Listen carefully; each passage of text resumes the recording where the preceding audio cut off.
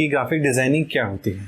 ठीक है, तो इसको हम ऐसे समझते हैं कि ग्राफिक को हम इजीली समझने के लिए दो भागों में बांटते हैं। पहला भाग हम उससे करते थे ग्राफिक, सेकंड हम करते थे डिज़ाइन।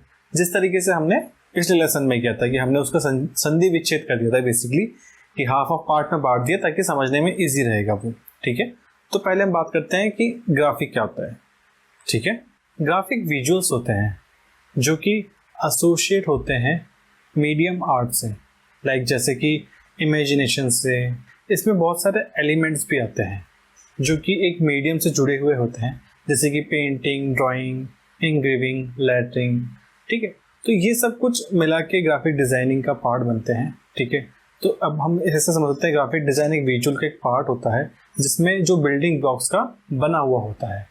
ग्राफिक डिज़ाइन बनाने के लिए विजुअल एलिमेंट्स को कंबाइन करना होता है, जैसे कि line, shape, circle, texture, space, form, typography. हम हमारे आर्टिस्टिक एक्सपीरियंस के अकॉर्डिंग, अगर आप बिगनर भी हैं तो भी आप जब आप डिज़ाइन बनाते जाएंगे तो आपको धीरे धीरे उस चीज़ का एक्सपीरियंस होता जाता है।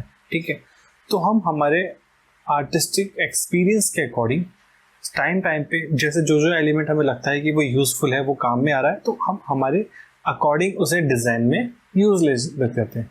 डेफिनेटली इस चीज़ को मेंटेन करने के लिए एक डिज़ाइनिंग का प्रिंसिपल बना हुआ है, लेकिन हाँ, हमें जो ग्राफिक के अंदर जो भी हम डिज़ाइन करेंगे वो सब कुछ हम हमारे एक्सपीरियंस के अकॉर्डिंग करेंगे। आज तक हमने जो देखा है, समझा है, हम उसी के अकॉर्डिंग करेंगे। तो अब हम हमारे सेकंड चीज़ पे आते हैं जो कि था डिज़ाइन।